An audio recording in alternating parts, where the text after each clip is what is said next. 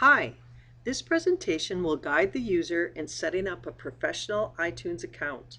An iTunes account is a vital piece of using any Apple product such as an iPad, an iPhone, or an iPod. You may already have an iTunes account using a different email address or username. However, for use with Marshall Public Schools, we ask that you create a professional account using your school email address. This procedure can also be done from your computer at home if you have iTunes installed, or you can install iTunes on your home computer if you wish to continue. The reason for a professional account using your school email address has many advantages, but mainly it'll be more beneficial to the teacher with a classroom iPad if they set up their professional account using their school email. Routinely, the classroom iPad will need to be synced with the iTunes account on the teacher's workstation, and having the two devices using the same login information will help the process to go more smoothly. In addition, as teachers, you may wish to purchase apps using school funds.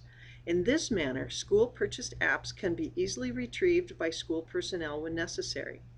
Apps purchased by teachers can be kept on the school iPad as well, but will be linked to your personal account because Apple allows apps to be stored on up to 5 devices.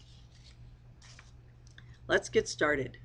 It doesn't matter if you're at work, on your own workstation, or a computer at home.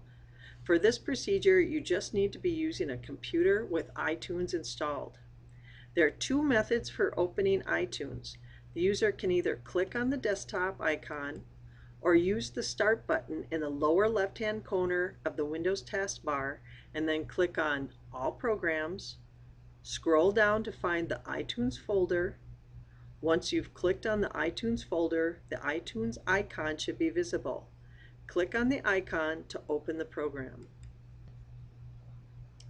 Once iTunes is open on your workstation, click the iTunes Store button in the upper right-hand corner. Before moving forward, we need to make sure that the iTunes account on the workstation where you're at doesn't have someone else's account information. So look in the upper left-hand part of the screen under the menu bar and see if it lists someone else's name. If so, then click on the name to find a drop-down menu. Click on the Sign Out option offered on that drop-down menu. Now we're ready to begin creating your professional iTunes account. On the iTunes window, click App Store. Once the App Store window appears, scroll down the right-hand side until you see Top Free Apps. It doesn't matter which app you select, just click on any free app that interests you. Once the window for that free app appears, click on the button labeled Free, and this will initiate the process for creating your iTunes account. The reason that we followed this procedure versus using a menu item for creating an ID is that this process allows the users to create an account without the need to enter credit card information. In any other circumstance, the user would have to enter their credit card information in order to create an Apple ID. No need to fill in anything here. Just click on the Create Apple ID and then click Continue on the next screen. If you wish to take time to read the terms and conditions of an iTunes account, this is your opportunity. By clicking in the box, you have indicated that you agree to the terms and conditions of the iTunes account. Until you check this box, you will not be allowed to continue. Once checked, the Agree button is available for clicking and you can continue. This is a normal account detail information. As a professional account, you should enter the school email address. Provide a familiar password that you will easily remember because you will be asked for it every time you download apps or update the iPad. It's a good idea to have some paper ready and write down the questions that you've selected as security questions, as well as the answers you provided. Again, if you ever need to retrieve your password information or manage your iTunes account, it'll ask for this information as a security measure. Enter a personal email address to use should you ever need to retrieve information about your account. Enter your birth date, including the year.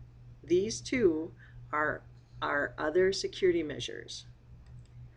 Unless you want to receive a lot of email from iTunes or Apple, it's best to uncheck these two boxes. Click Continue if everything you've answered is acceptable. You will move to the next screen. Should you stay on this screen, scroll through the window and look for areas marked with red. You might see a red warning message letting you know that something you've entered isn't correct or needs revising. Here is the main reason we use this procedure. When the payment method window appears, click the option for None. At this time, we can skip the Redeem a Code or Gift Certificate area. Move to the billing address and fill out the information using your first and last name. Type the name of your building that you work in as the street address, and type in the address of that building where it calls for apartment, suite, and building. Then click the city and state and zip and fill them in with Marshall, Minnesota 56258. You can also type in the phone number for the building where you work. Finally, click on the button that is labeled Create Apple ID. Once this process is complete, your window should look something like this. Go to your school email address and verify your account by opening up the email that Apple has sent you and click on the link provided. From that point, follow the directions on the screen. Please let me know if you have any questions regarding this process. I'm more than happy to help you with any questions or problems that you're encountering in this procedure. Enjoy using your iTunes account with your classroom iPad.